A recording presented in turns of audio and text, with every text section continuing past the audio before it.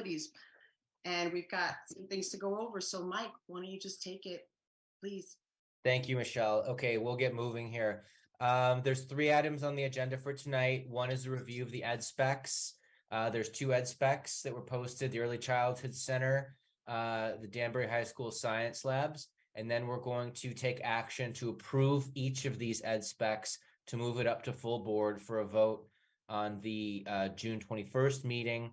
So Dan and his team can have it ready for their state meeting later on that week. I'm sorry. So can I just interrupt you for a minute? I'm going to need somebody to take minutes. Bridget, Al. Oh, I am not in a position, but I could be in about a second. So if you want to, I'm just going to take myself off. Okay.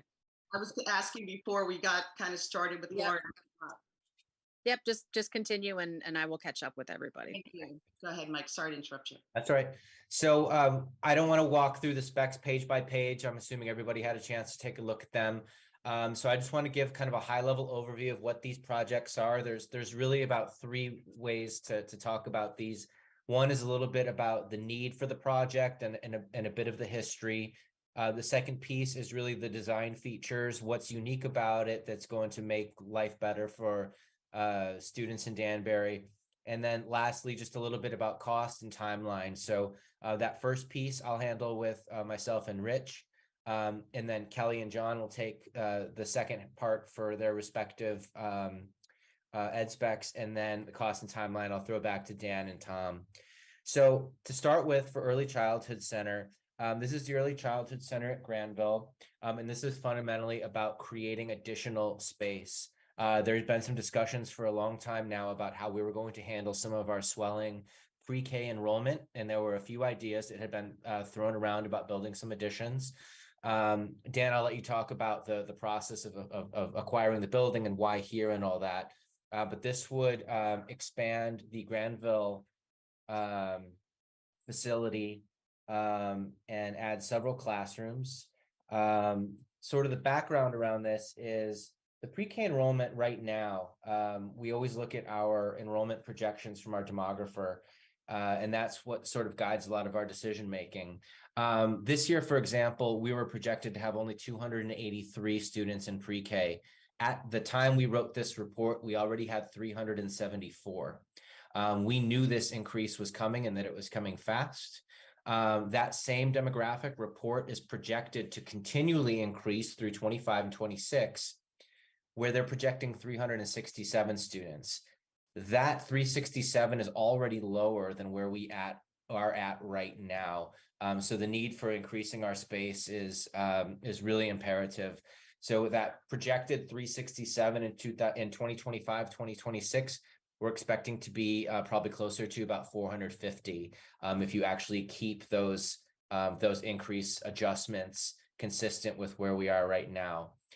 So the need is there. And like I said, we batted around a few different project ideas. There was some discussion of Great Plain project, but we ultimately landed on the Granville project. And I'll let Dan and Ton talk a little bit about how that came about and where it's going to go. Yeah, thank you, Mike. Just to introduce myself, Dan Petrovich, Assistant City Engineer. I have Tom Hughes with me, our Superintendent of Construction Services, for anyone that doesn't know it. And just to kind of expand on what Mike mentioned, some of you that have been around for a while might kind of be scratching your head because the 2020 task force that was put together back in, I believe, the end of 2019, and kind of presented on some solutions district-wide for the increasing enrollment throughout all of the grade levels.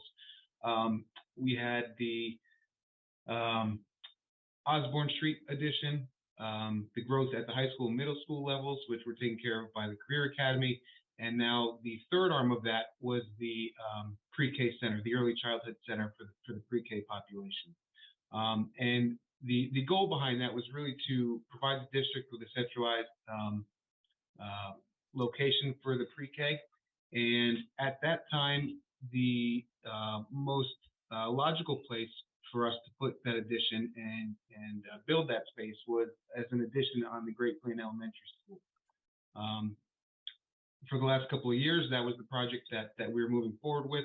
There was funds approved for that in the Danbury Career Academy bond referendum that was approved last year. And we were moving full steam ahead with the Great Plain location. We even went so far as to advertise for architectural services earlier this year. And it was at that time the city was approached with the opportunity to purchase Granville. So that's kind of where the twist, where the new information might be coming in for a lot of you. Granville Avenue, as many of you know, is the location where Danbury Public Schools is already operating the Early Childhood Center. And very quickly over the last couple of weeks, months, we have been looking at that site to ensure that it can accommodate the number of classrooms that we were originally planning to construct as an addition to Great Plain Elementary School for the pre-K center. The building, as you all know, is a great building. I think everyone is very pleased with it, very pleased with its location. It was recently renovated in 2020.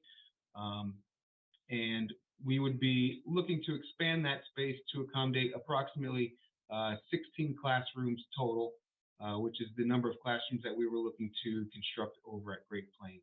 So we've taken a look at the site. It can be a challenge, being an inner city site, but we do think it is feasible. So that's what we're moving forward with. Ultimately, the site is in the heart of downtown Danbury. It really lends itself to where a lot of that pre-K population is located, where the growth is coming from, and it just provides a school in a location that will be permanently ours rather than a lease space that we can continue to enjoy for all the years to come. So with that said, I think that's kind of the background on it. We're excited to move forward with it. Again, we are in very, very early concept stages. The ed spec that you're looking at that was put together is really kind of our project manual for this. So we don't have anything to present in terms of design drawings, things of that nature.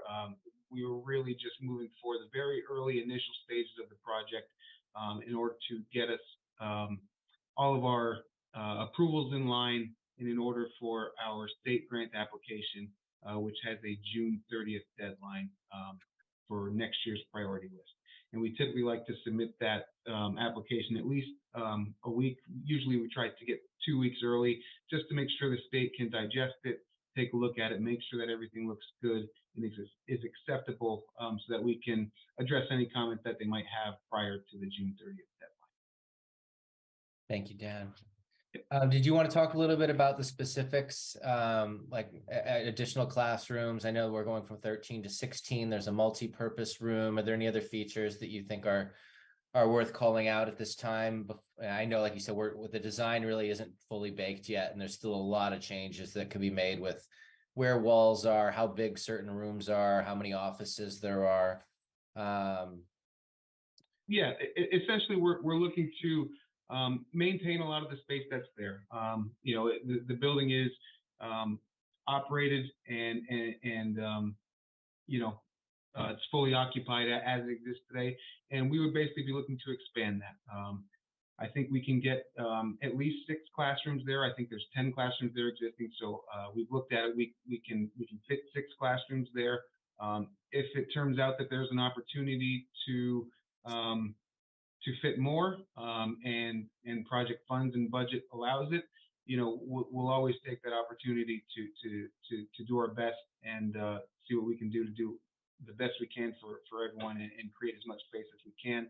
But right now, the goal was to meet the 6 additional classrooms for a total of 16 that we were planning on constructing at Great Plain.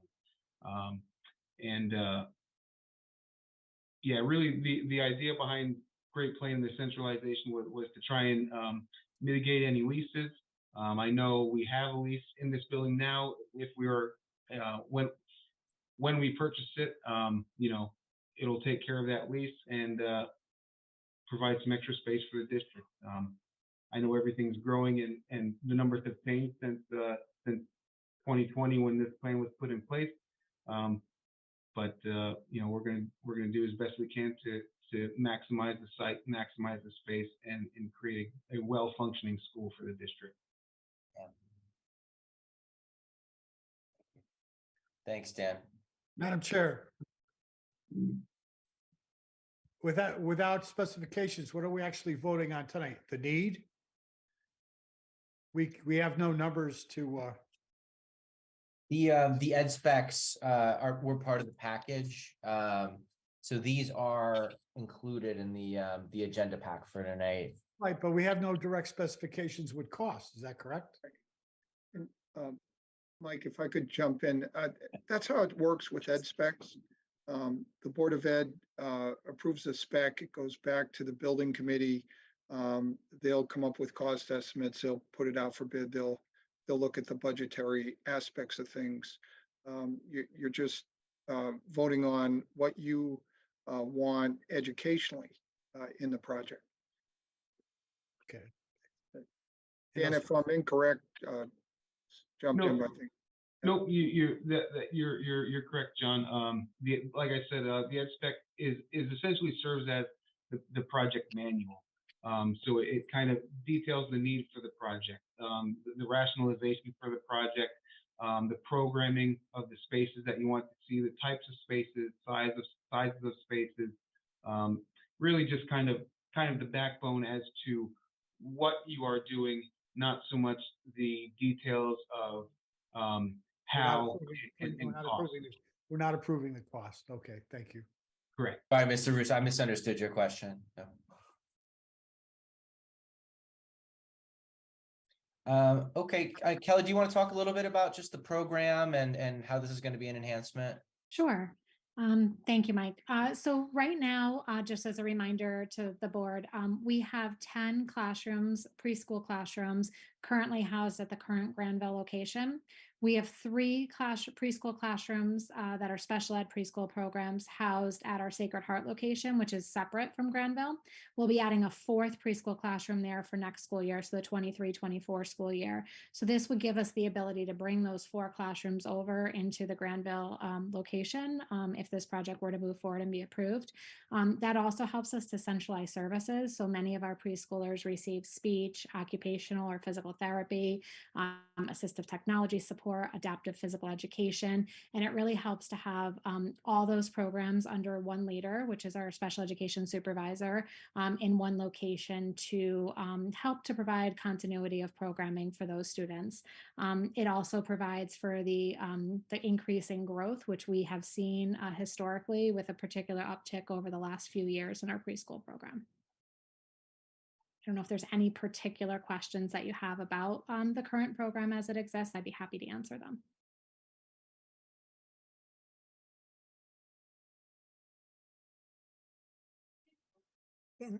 Can I ask a question? Michelle, is that okay? Okay, go ahead, Theresa. Just curious, the Connecticut Institute for Families, their school, what do they do? Sure. So they provide early childhood education for students. That is a separate grant that they receive directly from the state. It is not operated by the Danbury Public Schools.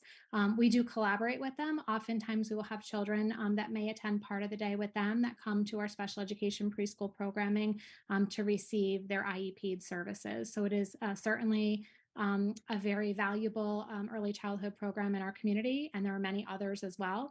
But these particular programs are ages 3 through 5 at the preschool, are any students with special needs that are required by state law to receive special education programming. And that is with us in our current programs. Thank you.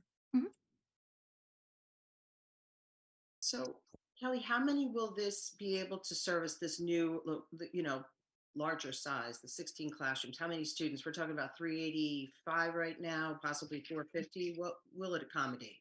So it would give us the ability, right? Next school year, we'll have the 14 classrooms. So we're anticipating some growth with that at about 400 or so, possibly even a little bit more. And then would give us several additional classroom spaces for that continued enrollment and growth. And just a reminder that most of our preschool programs are a split day session. So meaning we have an AM class and a PM class.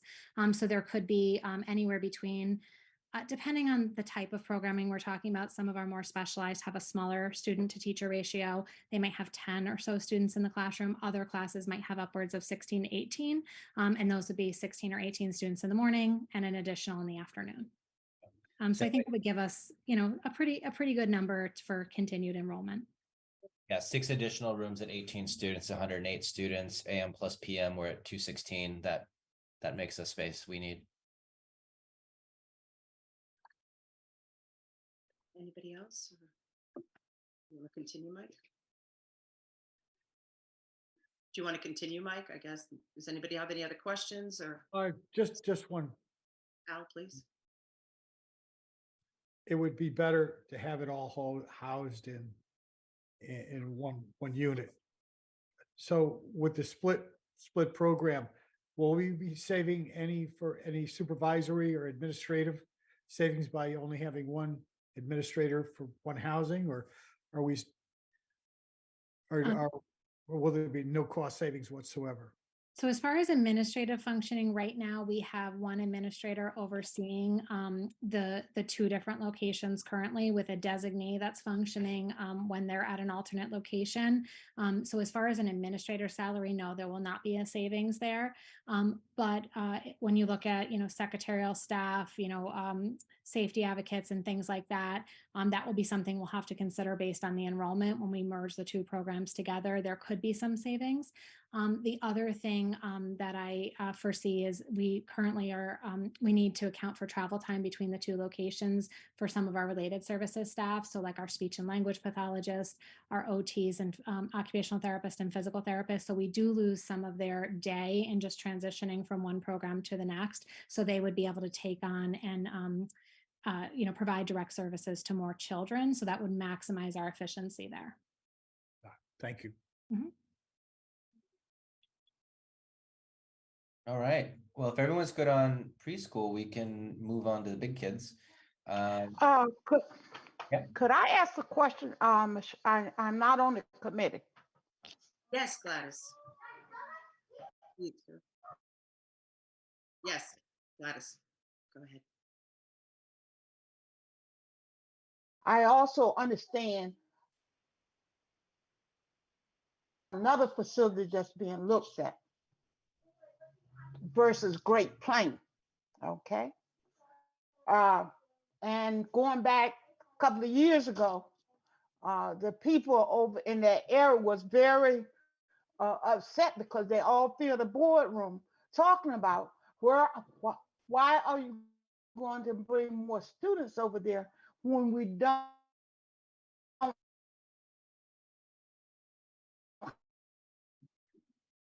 parking is bad. You cut out. So I guess my question is this the only place that you're looking at? Mike, were you able to understand that whole question? No, I think I could piece it together. I think I have a pretty good understanding of it just from being in some of the past meetings where some of these plans were discussed. So this location is actually a new location. We are pivoting away from the Great Plains School location and looking to purchase the building at 22 Granville Avenue to construct the site. So I spoke a little bit in the beginning about Great Plain as far as the history of how we got to today, but this would be an alternate site where there would be no additions to Great Plain, which is kind of another one of the benefits of the project, because Great Plain, no site is perfect, but Great Plain in particular would have been a challenging site, to accommodate all of the parking, the bus drop off and traffic. In this case, we at Granville, Danbury Public Schools have a school they're operating currently. The neighborhood is used to the bus traffic, parent drop off traffic, and it's really kind of lended itself to be an ideal location. I mean, it already is an ideal location. We are just looking to continue to keep it there and have ownership of it. So that's one of the main benefits of this as well. And again, Thank you. Thank you, Dan. I sort of misunderstood because I didn't hear the early part of it, and I apologize for that. I thought you was talking about more classroom over at Great Plains, where I couldn't see where that's happening. Granville Avenue, you know, yes, I've been over there. It's and if we can have everyone under the same umbrella, I don't see anything wrong with it. I was just sorry that I misheard because I was about to go battle for Great Plains.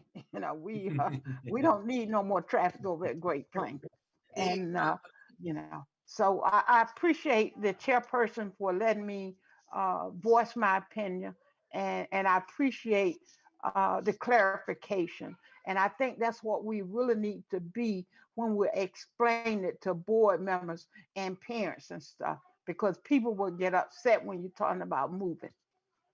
Thank you. Thank you.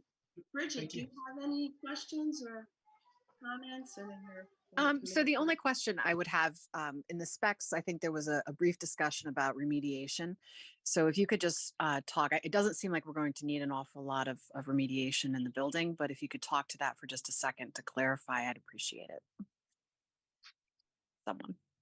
Sure. So as part of this project, right now, a portion of the building is occupied or leased by Danbury Public Schools, and the other remaining portion of the building, I believe, is currently occupied by a church.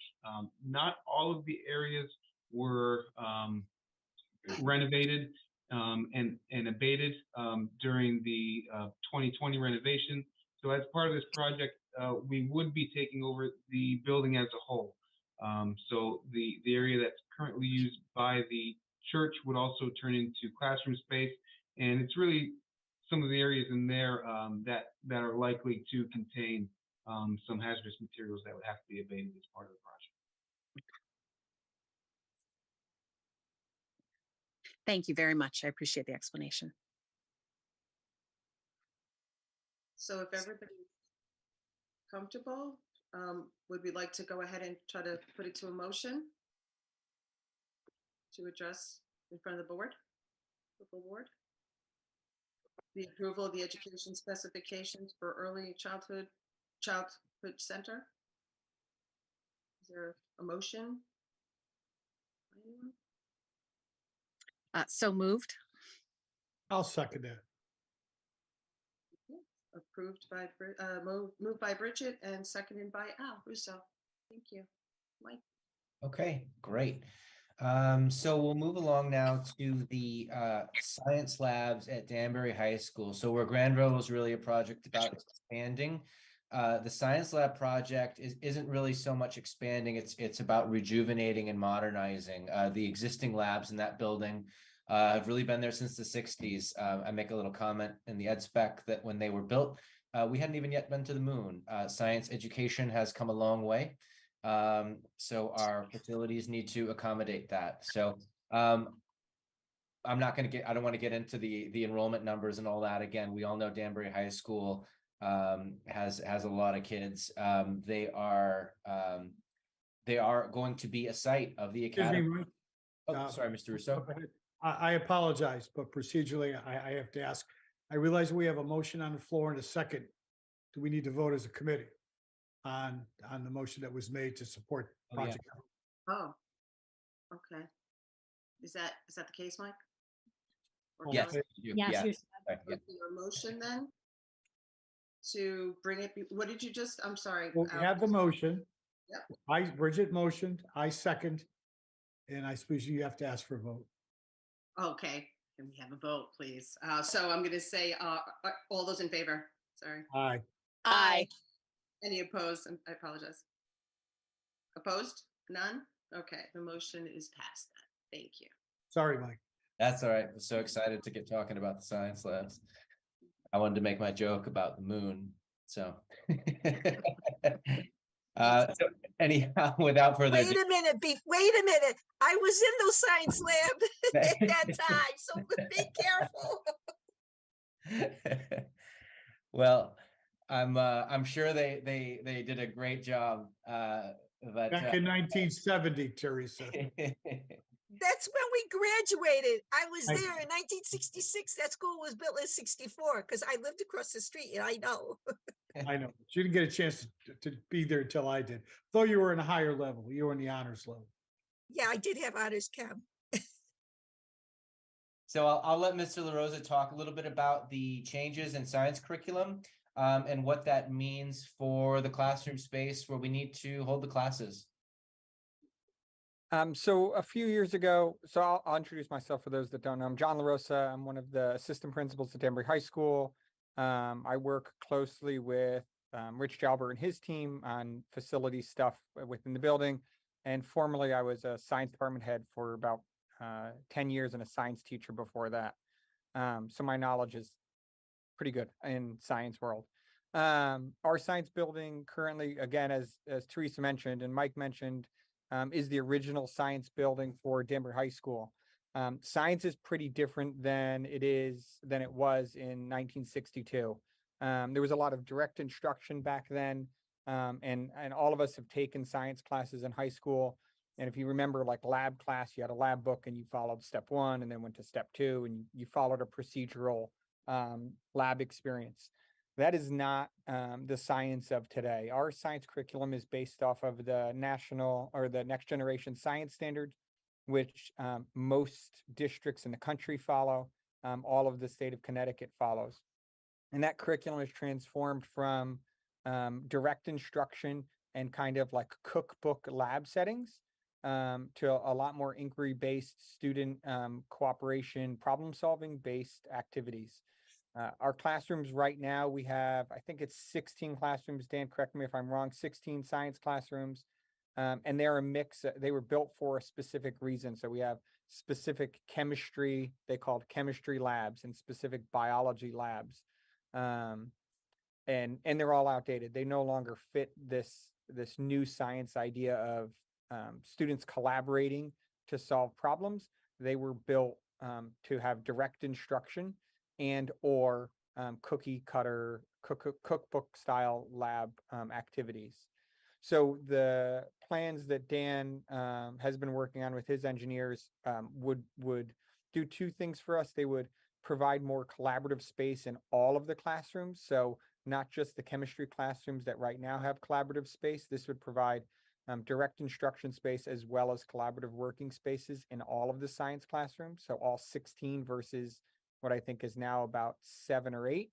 It would also update all of the facilities within those spaces. So after all of these years, the sinks that are in those classrooms that are used regularly for activities no longer are functioning. And the city is unable to really fix them because of years of chemicals going down the drains, have eroded pipes and created problems that the city just cannot address, and which means it puts an impact on the teacher's ability to implement this new style of curriculum.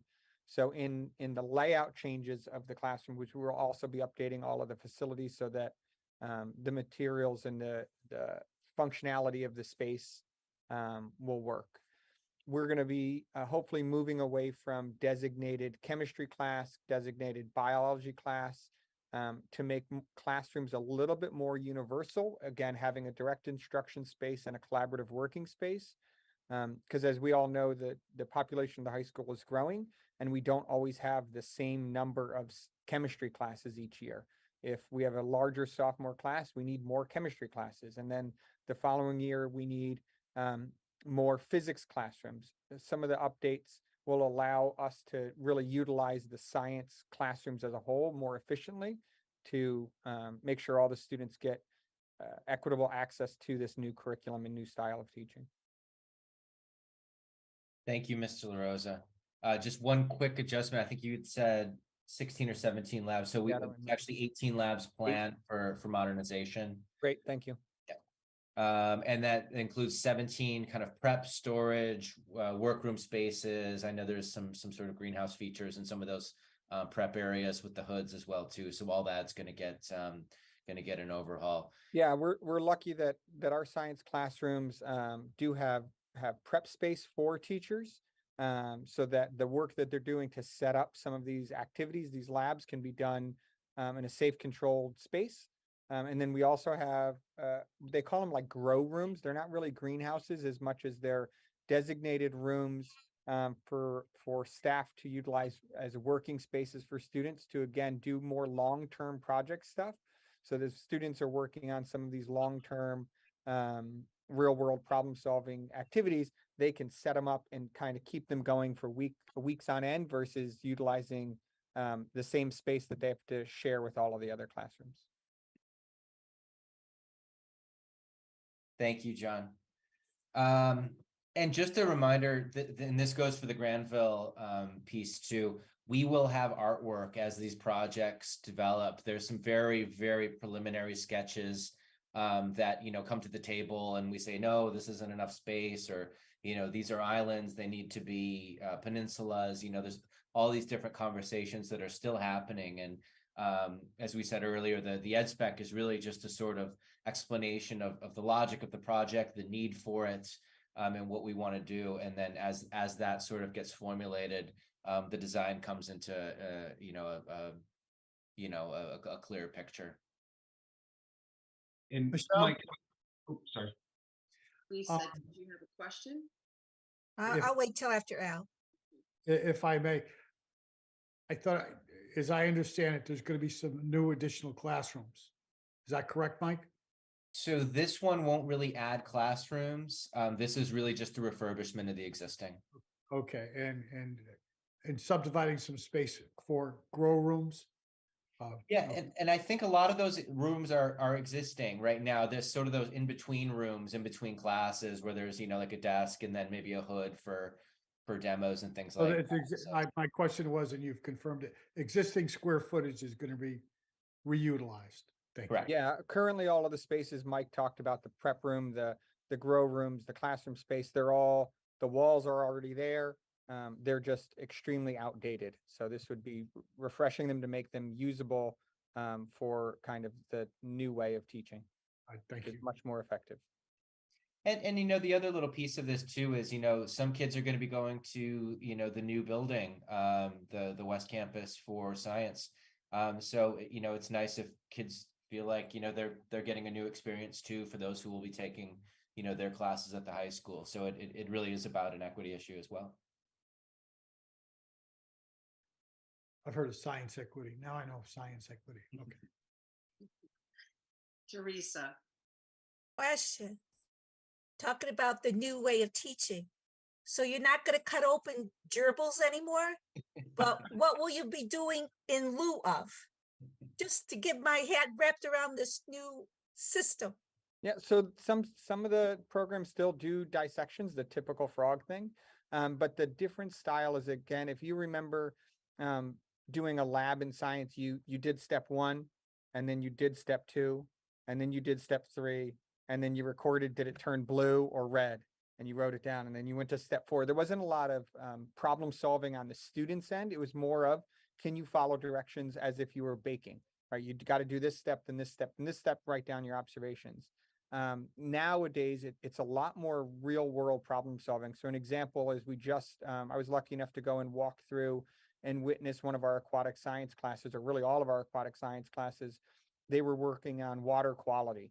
And specifically looking at the Still River here in Danbury and how Danbury High School and our watershed area affects the Still River.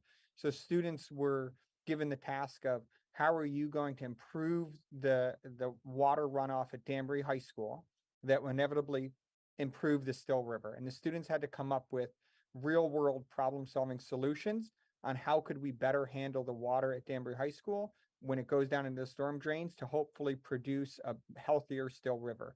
So that was a project that they did. There was no step 1 to go to step 2. They had to really come up with what is their problem, what possible research they had to do to figure out a solution.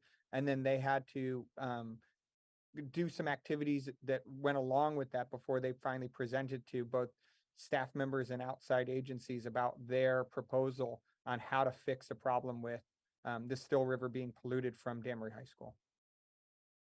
Thank you. I was able to join and do the walkthrough of those presentations as well. And I have to say, I was really impressed. some of the solutions. Dan and Tom, I'm gonna make you guys come with me next year because I think they've got some ways to keep the water off those steps as you go down behind behind the old gym there. So all And right. Mike, if I might add just one more thing, just to note, so everyone is aware. This project is also very closely related to the NEASC report that was issued for Danbury High School.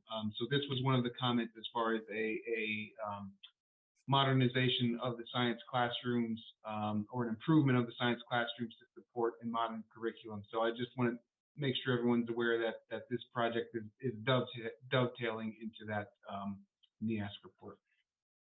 Yeah, Thank thanks, you. Dan. That's when I was speaking again of some of the facilities within the classrooms not working, and the equitable issue of how each classroom is quite different, and we were teaching the same courses in very different setups. That did come right from our NEASC report as they walked around and thought these 1962 classrooms no longer meet the need for what science education is. What's the best case scenario as far as when this work would begin? Because I know that, we had a parent come out and or a teacher, I think, come out and discuss the science lab and the inability to be able to utilize it. So what are we looking at for a timeline? We would be looking at a construction start of the summer of 24. So the way the project timeline is kind of rolling out, we are applying for our state grant application again by the end of June, and over the months of the summer, we'll be doing design plans and specifications, and then it's going to be kind of gathering everyone around the table, and John and his high school administrative team, and saying, okay, how can we make this work? Because as everyone's aware, there really is no swing space at Danbury High School to handle the classrooms that would be taken out of commission during construction. So that is one of the biggest challenges of this project, is the construction timeline and the period of time that's available to get the work done. But yes, it would not be starting until the summer of 24. And it would be 2 summers, right, Dan? Yes, that's what we'd be looking at. So are we looking at no water then in those classrooms currently for the next definite year plus too? As far as I mean, I would say the conditions that are in the labs currently will be in place for another year. But as far as I know, I mean, I don't think water has ever been an issue. It was Rogers Park, I think. We It had was the Rogers Park issue, yeah. oh yes, I'm Yeah. sorry. Okay. Yes, I apologize. question as far Yes. as funding, this is 100% grant funded, or what is the city, or do we have a current part of our current bond issue of 208 million? How we, Correct. So funding for this project was part of that bond referendum last year as well. okay. We would be seeking our typical approximately 63-64% reimbursement from the state. The remainder of eligible costs would be city funded. Okay, thank you. Second part of my question is to Theresa. Theresa, us kids at Bio 102 had frogs. Did you really have gerbils? Yes, we I would- did. I withdraw the question. Yes, we did. I had honors biology. Be still. I did, but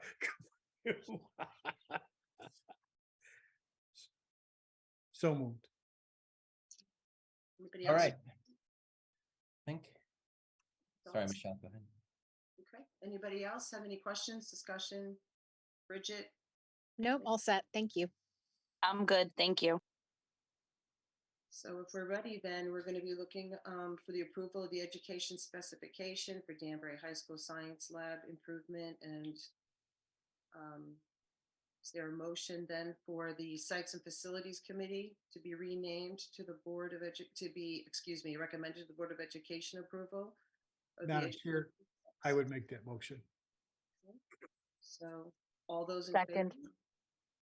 Thank you. Any opposed? Okay, Motion is passed. Right, thank you. Is that Um, it? And That's all we have. okay, thanks so much, everybody, for coming tonight. Appreciate your time, and we'll see you soon.